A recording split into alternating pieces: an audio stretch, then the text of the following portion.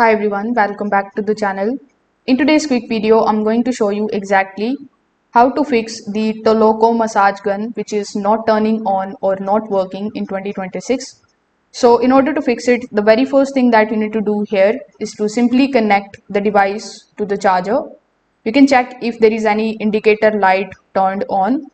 If there is no light, you can try a different charging cable, adapter or outlet. Even if it shows some charge, it might not be enough to start the motor. So once you have done that, you just have to simply press and hold the power button which is available on Tolco massage gun. So after pressing it, you just have to wait for at least 10 to 15 seconds and then simply release it. Wait for a few seconds and try turning it on again.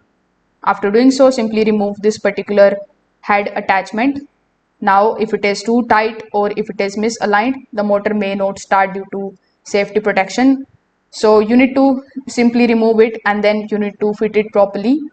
So you can try all of these easy fixes and see if your Toloco massage gun is now turning back on again. If this video helped you out, make sure that you like this video and subscribe to the channel. Thanks for watching.